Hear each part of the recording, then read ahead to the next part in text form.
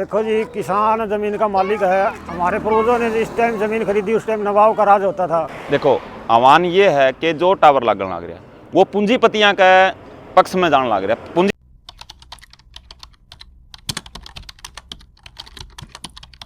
तो भाई जो है खोज रहने देखने वाले सारे दर्शकों सज्जन की पैर भरी राम राम और नमस्ते भाई। फिलहाल जो है खेड़ा बस स्टैंड के ऊपर जो है, जो कि सिवानी ब्लॉक हल्का लोहारू जिला भिवानी गांव है, 6 दिन हो गए लगातार किसान धरने के ऊपर हैं। और जो पावर ग्रिड के जो हाई टेंशन जो लाइन है वो उस मामला लेके ये किसान धरने के ऊपर आज बड़ी मीटिंग करी गई। तो हमारे साथ जो है जमहूरी किसान सभा के प्रदेशाध्यक्ष आज़ाद मिरान हैं और भी साथी हैं जमहूरी किसान सभा के।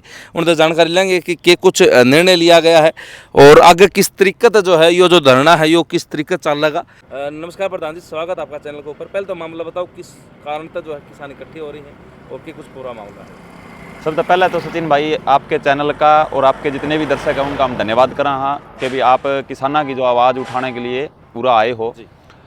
मामला ये है कि बीकानेर से चल के हाई टेंशन बिजली की लाइन आने लग रही है और अपना जो भिवानी डिस्ट्रिक्ट का लास्ट जो गांव है जुप्पा ओड़ा उसका हब बनया है। उस हब में से 4 लाइन जान लग रही है। एक सोनीपत जावे है, एक जींद जावे है, 2 लाइन पातड़ा की साइड जान लग रही है। और उरे बैठने का मामला यो है कि जो कीमत जो तय करी है, वेलवर जो लगाए है सरकार की तरफ से, उन वेलवरा ने जो अपना NCR जिला है भिवानी उसकी जो कीमत लगाई है वो बहुत कम लगाई है। क्योंकि जो अपना नज़दीकी जो डिस्ट्रिक्ट है हिसार उसका में 1 करोड़ से लेके ना 2.5 करोड़ तक प्रति एकड़ की वैल्यू लगाई गई है। NCR में आप हाँ फिर भी अपनी वैल्यू कम है। इसके कारण उरे धरना दे के ना हम सारे बैठे हैं। 6ठा दिन है धरना का। आज एक बड़ी मीटिंग का आह्वान किया था आपने 26 महीने, तो उसका कुछ निर्णय रहा कि कुछ और? आज मीटिंग करे गई, 6ठा दिन था कि भाई हमने इस धरने को किस तरीके से चलाना चाहिए, एक्टिविटी क्या होनी चाहिए हमारी। तो उस मीटिंग में यह निर्णय लेकर के आया है कि हम इस धरने को सुचारू रूप से चलावाएंगे जब तक हमारी समस्या का समाधान नहीं होगा तब तक। और उसमें निर्णय ये भी होया है कि 11 आदमी तो परमानेंट धरना के ऊपर बैठे रहेंगे। अच्छा, परमानेंट 11 आदमियों का हमारा धरना चलता रहेगा। और बीच में हमें कोई एक्टिविटी बड़ी मीटिंगें सभी गाँव से संपर्क करके न और बड़ी पंचायत भी हम कर दे रहेंगे। और सरकार जिस तरीके से अब मुखर होकर बैठी है उसको जगाने के लिए ये धरना बहुत ज़्यादा ज़रूरी है। और लगातार हम ये चीज़ देख रहे हैं कि जो हमने डिमांड लेटर दिए थे, मांग पत्र DC को भी दे दिया, SDM को भी दे दिया, उससे वो बातचीत जो आश्वासन मिला था जिस तरीके से DC ने दिया था 14 तारीख ने, वो आश्वासन पे हमने लगा नहीं कोई काम होने वाला है या लग रहा है। तो इस कारण हमने आज ये डिसीजन लिया कि भाई हम 11 आदमियों का तो धरना हमारा परमानेंट रहेगा। बीच में हम बड़ी मीटिंगें हम पूरा करते रहेंगे। आप मैंने जिक्र सुना कि पावर ग्रिड के जो अधिकारी हैं, कर्मचारी, उन्होंने भी किसी खेत में काम करने का प्रयास किया, वो कुछ मामला था? हाँ, आज जिस तरह ही मान लो हमारी मीटिंग का हमने समापन कराया 3:30 बजे के लगभग, तो डाणी उड़ात है जो दड़कोट की ज़मीन में पड़े है और ओड़े वो मार्किंग करने खातर आ गए थे। तो किसानों ने पता लग गया तो किसान मौका पहुंच गया। हमने भी उनका फ़ोन आया तो हम भी बड़े मौका पहुंचे। तो वो बोले भाई हम तो लाइन की जो एक वो मिलान लग रहे हैं, लाइन तो लाइन भाई परला टावर उड़ा होगा, उरला उड़ा होगा, तो ये तो कोई काम को नहीं। हमारा ये है कि भाई हम जब से धरना पे बैठे हैं उससे पहले भी हम विरोध करके काम रुकवाया है, खड्डे खड्डे बुरवाए हैं, लेकिन जब से हमने धरना लगाया है सारे किसानों ने जो भी साथी और हमारे बैठे हैं ये कहा कि भाई हम उसके में काम करने के नाम पे ना ही तो मार्किंग करने देंगे, ना ही वो खुंटी वगैरह के नाम लेके न खेत में घुसा है वो करने देंगे। तो ओड़ा जाके हमने विरोध कराया। उन्होंने जो भी ड्यूटी मजिस्ट्रेट है उनसे बात करी और SDM से बात करी। तो ओड़ा उन्होंने कह दिया भाई ठीक है, हमने बोल दिया कि भाई उन्होंने काम बंद कर दिया, हम काम बंद करके जान लग रहे हैं। तो किस ओर से उन्होंने खदेड़ के बाहर कर दिया। और लगभग गांव जो है चाहे वो हिसार डिस्ट्रिक्ट के है और चाहे वो भिवानी डिस्ट्रिक्ट के तो टोटली गांव है जिनमें तो ये 4 लाइन जाओगी। और हिसार डिस्ट्रिक्ट में भी बहुत सारे ऐसे गांव हैं जो विरोध करने लग रहे हैं कि भाई हमने हमारा खेत में टावर नहीं लगाना। तो विरोध पक्का होने लग रहा है। और भिवानी डिस्ट्रिक्ट की जो डिमांड है कि ज़मीन की वैल्यू सही लगे, NCR के जो ज़िले हैं NCR में जो वैल्यू लगे है उस तरीके की ज़िला की वैल्यू लगे ज़मीन की।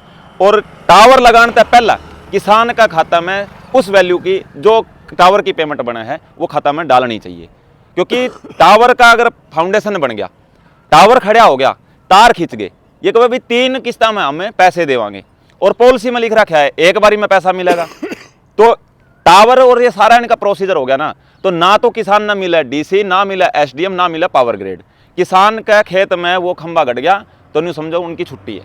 तो ये हमारी डिमांड है, इन डिमांडा खातर हम धरना पे बैठे हैं। किसान साथी हैं क्योंकि ये सब तो जरूरी है। जिस तरह अपनी पिछली जो वार्तालाप हुई थी उसमें आपने बताया था भाई किसान जब तक पाया पा है इतना हम उसके साथ हाँ, और जो किसानों का भाई मेरे साथ गलत हो रहा है आप उस काम में रुकवाओ।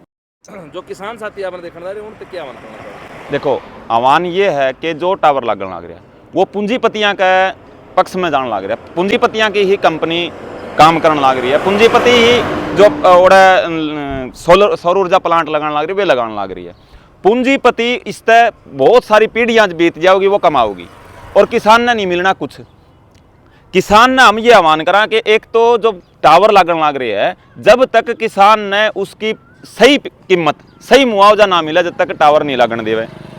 और एक ये भी डिमांड साथ में जुड़ी है कि जो रॉयल्टी है, क्योंकि बिजली हर साल महंगी होती जाओगी, पूंजीपतियां की जो लाइन है पूंजीपति इस तरह पूंजीपति होते जाओगे, किसान का खेत में टावर लग गया उसका कोई भी नुकसान हो उसका है बीमा भी होना चाहिए उसका, फसल का भी, इंसान का भी, संसाधन का भी, और रॉयल्टी होनी चाहिए।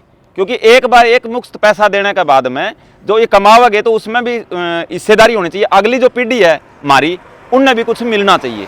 तो मेरा सभी किसान साथियों से आह्वान है कि भाई एक दूसरे का सहयोग करो और ये जो टावर लगन लग रहे हैं इन टावरों का उचित मुआवजा जब तक ना मिले जब तक अपने खेत में ये टावर लगाने वाला ने घुसन भी ना दो। जड़े भाई किसान पैर सिर जोड़ के न खड़े होके न इनका विरोध कर देंगे और तो ये खदेड़े जाओगे।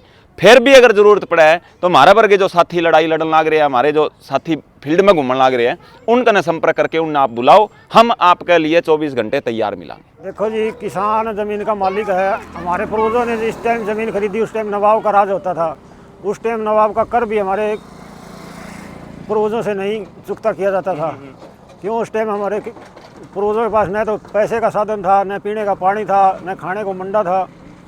उन्होंने अपना और अपने बच्चों का पेट काट के ज़मीनें बड़ी मुश्किल से खरीदी थी। और ये जो सरकार के जनता के जो नौकर हैं, एसडीएम साहब हो गया, डीसी साहब हो गया, जो हमारी स्टेट गवर्नमेंट होगी, केंद्र गवर्नमेंट होगी, वो सभी जनता के टैक्स के पैसे से चलती है।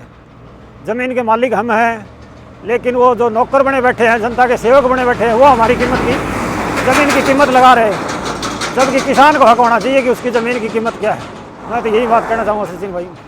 और क्या सोच रहे हैं क्योंकि गरम और नरम दो दल के नेताओं अलग अलग तरीके से चालन की बात करा करें तो ये किस तरह जो है ना अपनी सोच जनता के सामने धरें और अपनी राय भी बतानी है कि जो किसान साथी, जो किसान नेता और जो संयुक्त किसान मोर्चा लगातार लड़ाई लड़ना रहा है तो किसान साथियों से भी यह उम्मीद है कि वह भी साथ में सपोर्ट करेंगे भाई और इस धरन में सफल बनाओगे ताकि जो है आगे भी अगर कोई लड़ाई लड़नी पड़े तो सब एक साथ हो सके, मुट्ठी बंद लाख बराबर होया करे और खुली मुट्ठी राख बराबर होया करे, वह चीज़ सिद्ध करनी है भाई और एक साथ मिलकर जो है लड़ाई लड़नी। तब तक के लिए सारे दर्शकों से चेतावनी राम राम जी।